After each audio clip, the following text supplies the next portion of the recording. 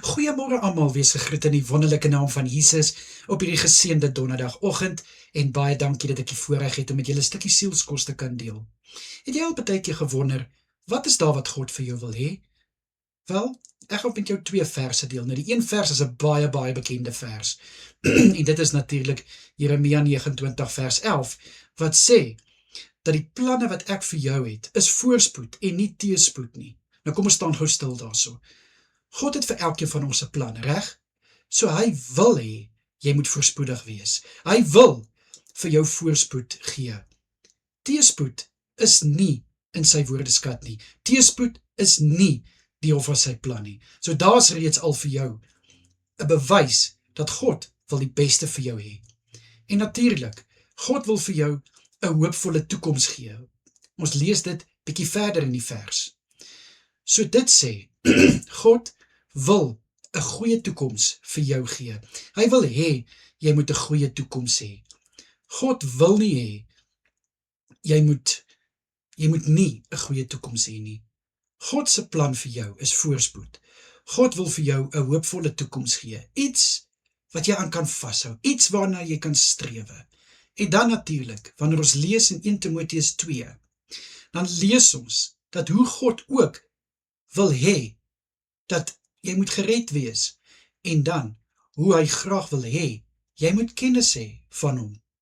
So kind van God, as jy vandag op 'n plek is waar jy voel al wat die Here vir my wil hê is net teëspoed. Die Here wil nie hê ek moet vorentoe beweeg nie. Die Here straf my elke keer. Die Here het net hierdie plan om my nie te laat voorspoedig wees nie. Niks werk vir my uit nie. Dan wil ek hê jy moet teruggaan na Jeremia 29 vers 11.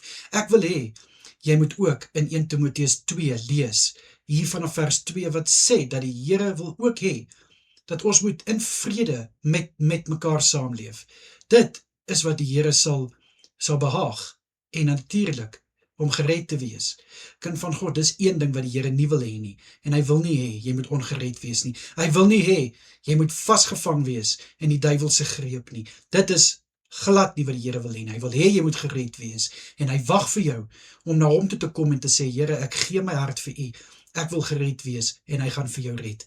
En dan wanneer dit plaasvind, dan kan jy nog meer en meer kennis opbou van God se beloftes, God se wonderwerke, die tekens, en natuurlik, dat, hoe is dit om in die koninkryk te leef? Dis wonderlik om in die koninkryk te leef. Mense mag dalk dink dit is vervelig, maar dis 'n pad wat ek weet elkeen van ons wil loop. Somtyds wonder ons, maar is dit die pad wat ons moet loop? Wel, kind van God, ongelukkig is dit wel 'n eensame pad, maar liewer 'n eensame pad saam met God, as 'n breë pad sonder God, of wat sê ek? So ek wil hê jy moet vandag opnuut besef, en opnuut weet, dat God wil die beste vir jou hê. Hy wil nie die beste vir jou hê. Al wat hy vra, is dat jy hom vertrou met alles. Vertrou hom in al jou weë. Lê alles, wat jy is, wat jy het voor hom neer. En ek kan nou vir jou sê, wat ook al die vyand vir jou gegee het, wat hy wil teen jou gebruik, jou afbreek, kan God vat, en hy kan iets moois, iets beters en iets groots hierdeur maak. Want hoekom? Hy wil hê jy moet voorspoedig wees. Hy wil hê jy moet 'n hoopvolle toekoms hê. Hy wil hê jy moet gered wees. Kom ek bid vir jou. Vader, ek dra my broer en suster aan U op, vir hulle wat vandag op 'n plek is waar hulle net voel dat al wat U vir hulle wil hê is teëspoed. Here, ek bid dat hierdie leuen gebreek sal word in Jesus naam. Dat hierdie leuen verwyder sal word, want dit is inderdaad 'n leuen uit die put van die hel. Ek bid in Jesus naam dat hulle sal vashou aan hierdie verse van waar U sê dat die plan wat ek vir jou het is voorspoed. Ek wil vir jou 'n hoopvolle toekoms gee. Ek wil hê jy moet gered wees.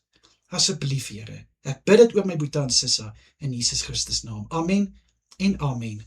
My broer en suster, julle moet 'n wonderlike dag verder hê. Kyk asseblief mooi na julleself, en natuurlik as dit die Here se wil is, bring ek môre weer vir julle 'n stukkie sielskos. Tot dan, mooi bly almal, totsiens.